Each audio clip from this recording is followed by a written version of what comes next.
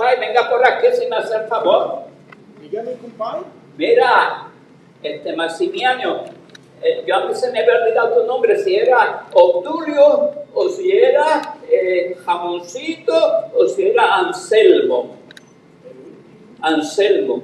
Oye, Anselmo, ¿y dónde dejaste la paca de aquí atrás? El saco que tú usas. El bojo, yo creo que es una yegua eso, que se ve muy grande, ¿entiendes? ¿Qué tú crees? Como el platero, ya entiendo. Entonces me dicen que a veces llegan momentos tristes, ¿no verdad?, a la vida de uno. Y entonces creo que la mamá se fue a descansar. Y entonces cuando uno se le muere la mamá, pues uno queda huérfano, ¿verdad? Pobrecita Mayre, la viejita mía. Ya del trabajo había sufrido tanto.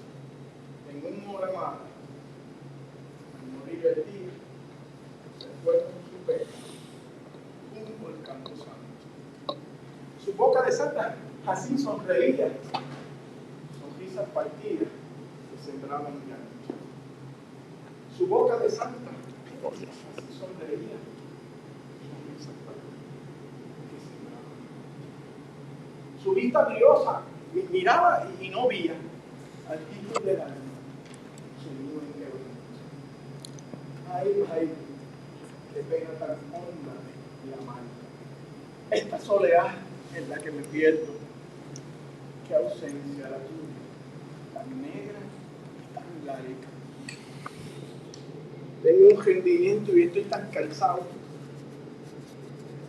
Tan dice la gente que no te recuerdo.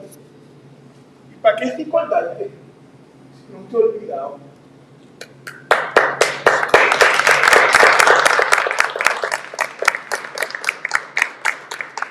El doctor Moisés Orengo Avilés. Llegó un Jíbaro a San Juan y unos cuantos pitiyanquis lo atajaron en el parque, queriéndolo conquistar, que hablaron del tío Sam, de Wilson, de Mr. Ruth, de Nueva York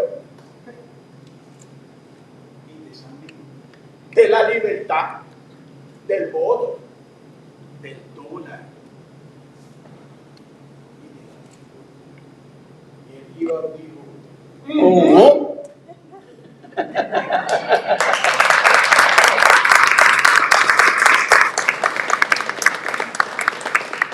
Yo fui a Boston y en Boston hace mucho frío y estaba con mucho apetito, que le dicen hambre, ¿verdad? Y le decía a la señora que vive en casa que pidiera un pollo que estaban haciendo en unas ollas de acero y ella no se atrevió a hablar. Y ella sabe más inglés que yo, porque yo lo único que sé es guatillo fandango, que quiere decir un ratito a pie y otro andando. Y entonces con ese frío que hacía y yo con ese hambre, yo dije smashed potato and Kentucky Fried Chicken. Oiga, aunque no era Kentucky, me lo dieron.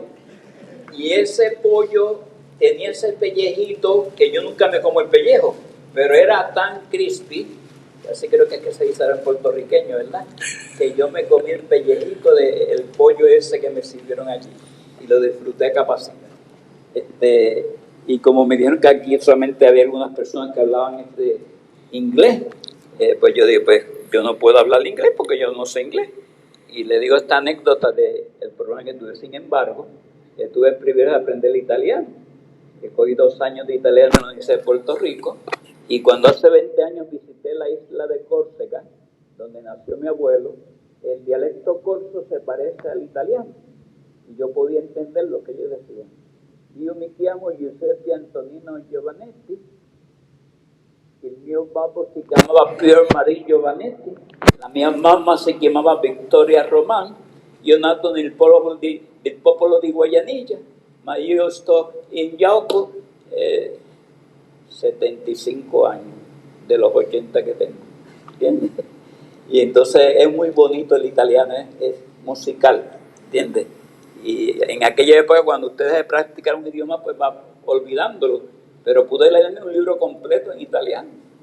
Y una vez me iban a dar la vuelta con dulce. Y yo dije, dame la vuelta en denaro. Dame la vuelta en dinero.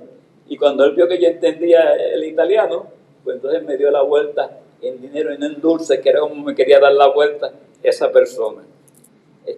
La poesía, pues, tiene su encanto, pero tiene su público. No todo el mundo le gusta la poesía.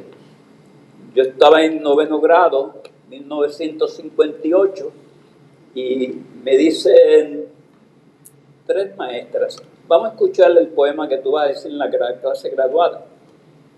Yo vengo de una tierra besada por los mares, con toldo de naranjos y alfombras de azahares. No puedo decirlo, lo hice cantado.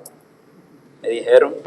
Una maestra me dice: yo te voy a enseñar el poema, te voy a dar la entonación, vamos a practicarlo en el almacén del comedor escolar con olor a papas y cebolla. Allí me fue practicando la entonación, etcétera, etcétera, la proyección, la articulación.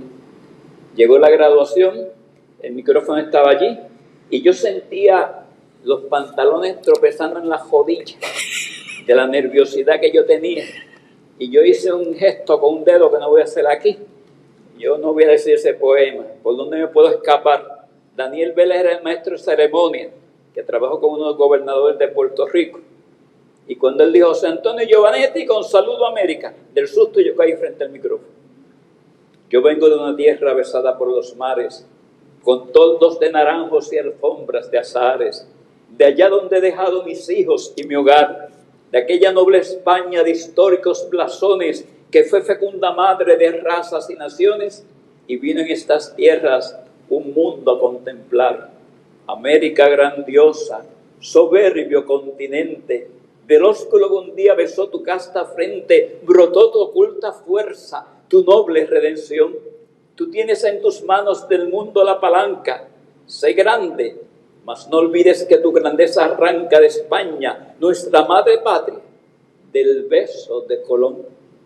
Terminé con el beso de Colón y aquel aplauso subió por los tobillos, pasó por las rodillas y cayó en el corazón.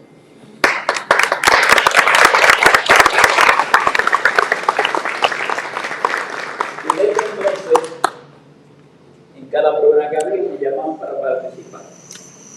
Me gradué en el 67 en de Puerto Rico, empecé a enseñar teatro, artes teatrales, y por 31 años estuve enseñando. Y el grupo de recitación coral se llamaba Voces del Cafetal. Ese grupo ganó el primer premio a nivel de Puerto Rico. Y el muchachito que no sabía recitar, que no podía recitar. Era feo. Y era feo, correcto. Yo estaba primero en la escuela elemental, escuela intermedia, escuela superior, y entonces en la escuela intermedia fue que por primera vez declamé. Tengo 6 discos grabados, hice 26 programas de televisión en el Canal 3 en la década del 80, y soy el único declamador en Puerto Rico que ha hecho 2 especiales por televisión. Uno se llamó Maestro, su arte y su voz, y el otro se llamó De cara al público. Tuve ese privilegio, 1 hora declamando en la televisión. Y cuando terminé, y esto no es para echármelas, es para motivar a nuestra juventud, se acerca la coordinadora y me dice: ¿cómo usted lo hizo? ¿A qué se refiere? Que no hubo que interrumpir. Se hizo corrido la declamación, en otros hay que parar, hacer unos cambios, etc. Y tristemente en aquella época las emisoras tenían menos chavos que ahora y bojaron esas grabaciones que habían. Y habían quedado bien. Bueno, como un director me dice: mire, yo tengo aquí los VHS tuyos, acumulados aquí guardaditos. Después cuando fui posteriormente lo habían borrado porque no tenían dónde grabar. Era cuando era VHS, uno de ellos. El otro era con un jolo bien grande que había, donde se hacían las grabaciones de video. Son experiencias que uno tiene y que uno comparte. ¿Y cómo lo hizo? Yo he estado practicando 1 mes para poder recitar 2 poemas. Entonces es la práctica, el uno seguir practicando, el uno aprender de los demás. Mi maestra de dicción fue Maricusa Ornés y yo pertenecía al grupo de poesía coreana de Puerto Rico, y luego fui a Orlando a declamar en el Centro Cultural de Orlando, y fui a Santo Domingo con el grupo de poesía coreana de Maricusa Ornés. Fueron oportunidades que aparecieron, Y la recitación lo que hace es desarrollar destrezas orales, desarrollar la sensibilidad, el sentimiento. Decimos el pajarito pito pito. Ahora le toca a ustedes. Yo digo un pedacito, ustedes lo repiten. Así le quedamos a los de Ponce. ¿De dónde usted es, mister? ¿Eso es lejos? ¿Cómo te llamas? Tú eres director de escuela, ¿verdad? Tienes cara de director de escuela. No, no diga eso, no. La autoestima hay que subirla. Yo tenía un proyecto que era fortaleciendo la autoestima por medio del teatro. Y llegaron allí estudiantes que están con el moco abajo, como dicen, y gracias a Dios se fueron desarrollando poco a poco. Aquí hay algunos de ellos. ¿De dónde fue que tú viniste? ¿De San Juan?